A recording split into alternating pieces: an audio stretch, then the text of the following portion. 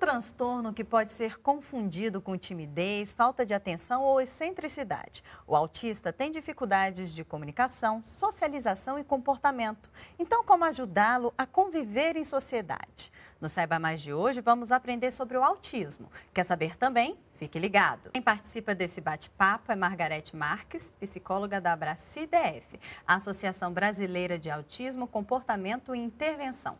Seja bem-vinda. Obrigada. Para a gente começar, Margarete, vamos entender primeiro o que é o autismo. O autismo, hoje conhecido como transtorno do espectro autista, o TEA, que a gente chama no dia a dia, é uma condição para um grupo de desordem complexa no desenvolvimento do cérebro.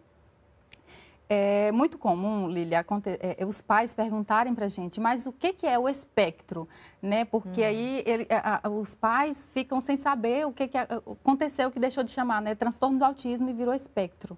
Né? O espectro, ele surgiu na nomenclatura em 2013, né, quando lançou o DSM-5, que é o Manual Diagnóstico e Estatístico de Transtornos Mentais. Né, que é o critério diagnóstico utilizado aqui no Brasil, e aí veio a alteração na nomenclatura. Todos os transtornos do neurodesenvolvimento, como transtorno do autismo, transtorno de Asperger, o TDI, que é o transtorno desintegrativo da infância, e o TGD, transtorno global do desenvolvimento não especificado, eles viraram um diagnóstico só. Então, vem daí a classificação, né, de chamar agora o espectro do autista. Esses são os tipos de autismo, né? São os graus de comprometimento. Exatamente. Que aí são 3 classificações agora. A criança tá no espectro autista, é grau leve, moderado ou grave. O grave entra nas características do autista mais clássico. Quais são as características de um autista? As características, né, do autista assim, dificuldade na comunicação, dificuldade de interação social, comportamentos restritos, né, de padrões restritos e repetitivos de comportamento. Né, são crianças, pessoas, né, porque a gente está falando, são crianças que vão crescer e virar jovens e depois adultos. Idosos, exatamente. Então, assim, são pessoas que têm dificuldade de quebrar a rotina, são pessoas que têm esse comportamento repetitivo, ele entra em manias, né? A gente pode até descrever como manias, aquela pessoa que faz tudo do mesmo jeito. Super organizada, quando a pessoa não tem o né? diagnóstico, entra exatamente nessa questão. Nossa, mas tal pessoa é muito estranho, ele tem muitas manias, né? Gosta de organizar tudo do mesmo jeito, e se alguém mexer, desorganizou o dia dele todo. E, de fato, é uma questão que desorganiza a pessoa totalmente. Então, ele chega a ter crises por conta de um comportamento de uma pessoa que não respeita, não consegue entender, talvez, aquela limitação, né? E, às vezes, não consegue nem explicar ou entender as emoções, né? Exatamente. Os pais não têm que reconhece. explicar o que ele está sentindo, por isso que ele fica com raiva, irritado ou hiperativo, não consegue focar.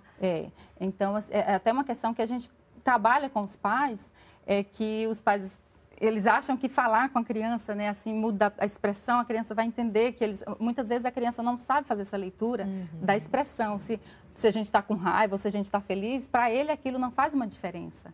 Então, assim, até para os pais, é uma orientação que a gente sempre dá, né, quando for falar com a criança, fica da altura dela, agacha, fala com ela, olhando no olho, para ela entender a emoção que você está tentando passar, se você está fazendo uma reclamação, se você está tentando ensinar alguma coisa, porque é um tipo de criança que não dá para você falar estando distante dela, ela não vai conseguir prestar atenção no que você está dizendo. Ainda que às vezes ela até evite, né, o contato visual, Sim, eles têm uma certa restrição. Sim, com certeza. E quando você falou isso, eu lembrei aqui de uma situação que geralmente é confundida, né? Quando a criança, a gente fala assim, ele não entende essa leitura emocional, essa facial, a gente ensina... Gente, não é em todos os casos isso, tá? Não é em todos os casos que a gente está falando, são casos, né, cada um diferente do outro. Quando a gente fala que a criança não identifica, não significa que ele não tenha sentimentos, porque é muito comum falar, não tem amigos, ele não faz amigos, porque, gente, ele não faz amizades, é pela dificuldade de manter relação, porque para a gente manter uma relação, a gente precisa doar um pouco da gente também. A interação, exatamente, né? E tem que ser uma interação espontânea. mas são crianças que também sofrem, assim como qualquer pessoa, eles se sentem rejeitados.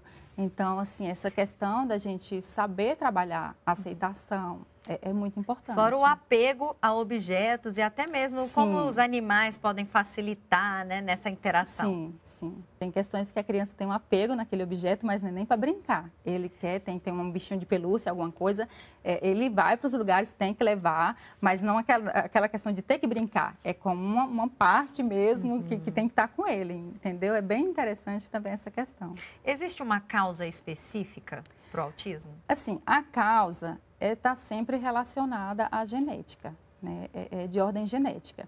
Só que não tem uma causa específica, por quê? Porque, assim, vários genes estão envolvidos, né, em estudos até, porque vários genes foram já identificados na causa do autismo. Então, não tem como ser assim, é um único gene, é essa a questão, a causa do autismo é essa. Então, não tem uma causa específica. E também tem influência, né, de fatores ambientais, que também são questões que estão em estudos. Então, assim, o autismo é relativamente sempre uma novidade ainda. A gente está sempre em estudos, sempre surgem novidades. E existem né? os fatores de risco, né? Exatamente. Os fatores de risco são, assim, o que a gente costuma sempre falar, e que está até no DSM, e orientar, né, para quem já tem. Porque quem já tem uma predisposição, que a gente fala assim, quem já tem casos, por exemplo, se você tem um irmão autista, né, então tenha filho mais jovem, porque uma questão, quando você deixa para ter filho muito mais tardio, pode ser um fator de risco. Né? Anticonvulsionante é um fator de risco também. Então, assim, tem questões que a mãe precisa tomar. Não tem como mediar aquela situação se ela não tomar medicação. Então, no caso de epilepsia, bipolaridade, a pessoa precisa da medicação. Então, são fatores de risco. E a questão do gênero, acontece mais em Menino, meninos? menino. Isso é cientificamente comprovado, acontece mais em menino. E a questão do diagnóstico também, tem uma idade certa? O diagnóstico ele pode ser feito ainda na primeira infância, aliás, é o mais interessante que seja feito, né, quando a criança começar a apresentar os primeiros sinais. Né, a criança de 6 meses, por exemplo, ela não fala, não é para falar, né, é uma criança de 6 meses. Mas a gente espera daquela criança o quê? A interação não verbal, né, de olhar, a mãe amamentar, né, a criança dá aquela troca de olhar, que não é que a criança não vai dar aquela troca de olhar, a criança... Algumas crianças até dá, mas é uma troca, é uma interação empobrecida, né? A gente fala uma interação empobrecida. A criança não sorri. Quando a gente brinca, né? Que eu também sou mãe, então quando a gente brinca com a criança ela sempre traz aquela interação, retorno, ela né? sorri, você vai trocar a fraldinha e você fala com a criança. Se você nota que a sua criança está alheia ao seu ambiente, então é interessante buscar uma ajuda, orientação. Não é que a criança está no diagnóstico, está no espectro, não, mas não vamos deixar passar e a criança reagir sozinha, não, vai superar, cada criança tem sua fase. Não, a gente tem marcos, né, do desenvolvimento que tem certa idade para atingir. Porque o diagnóstico precoce é fundamental realmente, né? Sim. Quando você falou aqui da primeira infância, seria mais ou menos essa faixa de 2 a 3 anos? Sim, mas hoje, Lilian, assim, a gente, né, até da minha própria experiência, né, eu posso te falar, a gente recebe crianças com menos de 1 aninho, né, que já vem indicação do neuropediatra, já vem ali com um diagnóstico, né, não vem fechado, até porque essa criança está em desenvolvimento. E a preocupação nesse momento não é fechar o diagnóstico, é atender a demanda da criança. E aí, tentar daí até uns 3 anos, né, ver se realmente a criança está no diagnóstico ou se era um atraso por algum outro motivo específico. O próprio SUS faz um encaminhamento de protocolo para os profissionais para fazer esse diagnóstico precoce, né? Sim, sim. Agora, esse diagnóstico, ele não é feito, nós psicólogos não fazemos, né? Respondendo por mim, não faço o diagnóstico. Quem faz o diagnóstico é o médico. Por quê? O diagnóstico, ele é bem complexo, né, porque ele é clínico, precisa de um conhecimento, né, bem profundo nessa área e nas outras. Então, assim, eu estudei ali, né, vamos dizer, aprofundei na área do autismo. O médico não, ele aprofundou na área do autismo, nos outros distúrbios, nos outros transtornos, então ele vai saber fazer um diagnóstico diferenciado. Bom, vamos começar nossas participações com a pergunta do Albert Félix Correia, de Ouro Preto, Minas Gerais. Ele quer saber o seguinte: cada vez mais as escolas têm que trabalhar com crianças com suas especificidades e suas limitações, para haver uma inclusão. Como trabalhar com crianças autistas nas escolas públicas do Brasil? A inclusão é uma lei, a Lei Berenice Piana. Então, assim, é um direito do autista, né, da família. A gente sempre que fala em autista, é família, né? A família está toda envolvida. Então é um direito da família do autista aquela inclusão. E o que acontece? A escola que recebe aquela criança, ela tem que estar preparada, né, para trabalhar com aquela criança e trabalhar com as outras crianças. Então, assim, a obrigação do Estado oferecer o ambiente adequado para receber aquela criança. E isso acontece como a escola faz projetos, desenvolve as crianças, envolvendo as crianças, e muitas vezes depende muito da escola também, envolve até as famílias, porque isso é um trabalho que tem que ser feito em casa também, tanto com a criança que necessita desse atendimento, né, e quanto com as crianças neurotípicas, né, que são as crianças que a gente fala assim, são normais, né, assim, na linguagem, né, mas do dia a dia a gente fala, as crianças mais, eles têm que saber que aquela criança é uma criança com necessidades como ela, que ela é uma criança que tem essa condição diferente, mas que é uma criança que precisa do contato, da interação, para ela não ser uma criança isolada, não, e que nada ali é contagioso, o comportamento dela não vai, ninguém vai pegar autismo porque está convivendo com um coleguinha autista, entendeu? Isso é bem importante que as crianças, né, e as famílias tenham esse conhecimento. Quais são os acompanhamentos que devem ser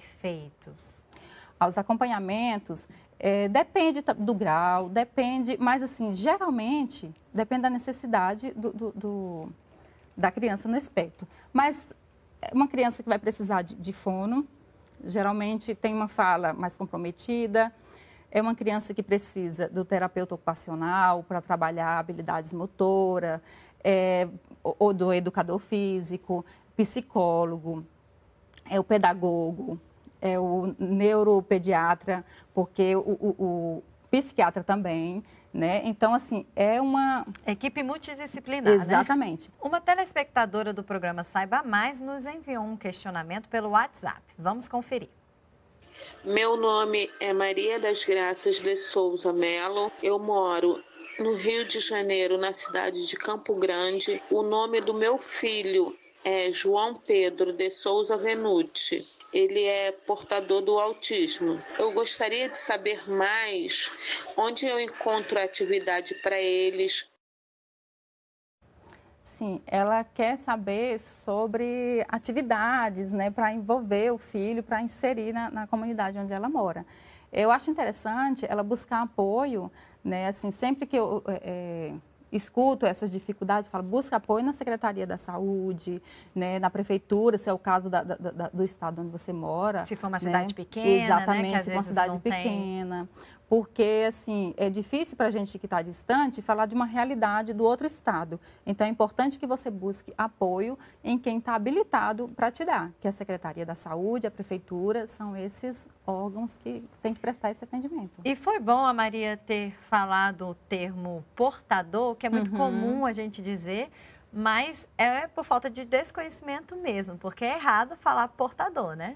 Sim, a questão do portador é porque deixa aquela compreensão de que é uma doença, que é contagioso, que então, assim, a gente costuma falar que a criança está no espectro, para evitar de falar que é portador, né? Mas é uma linguagem que é sempre bem utilizada, de fato, mas a gente evita falar. Agora a Maria quis nos relatar sua experiência sobre o tema de hoje. Ela conta um pouco sobre o dia a dia de uma mãe de um filho autista. Olha só.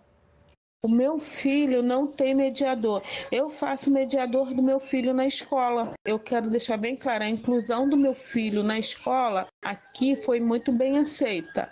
Na escola anterior, logo assim que ele conseguiu, ele não foi muito bem aceito pela diretora.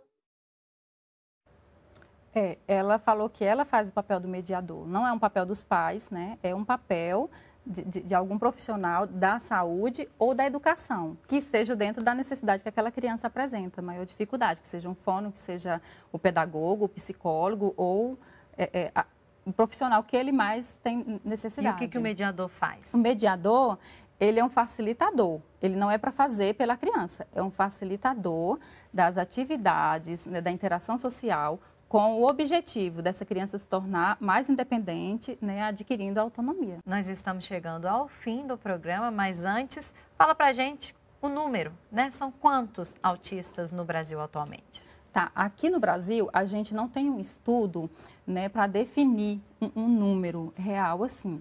O que a gente tem, o que a gente sabe, que é mundial, é 1% da população né, que apresenta comportamentos com sintomas autistas.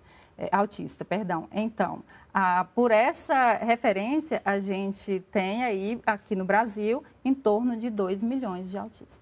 Margarete, muito obrigada pela presença. Eu que agradeço, Lília, em nome da Abraci, né, a participação no programa Saiba Mais. E eu quero também deixar o site da Abraci, né, para eventuais dúvidas, pode entrar em contato com a gente. Tem telefones, tem o e-mail, tá? Tem endereço, então pode entrar em contato com a gente. Muito obrigada por ter vindo. Então fica a dica: paciência e dedicação. Gestos valem mais do que palavras.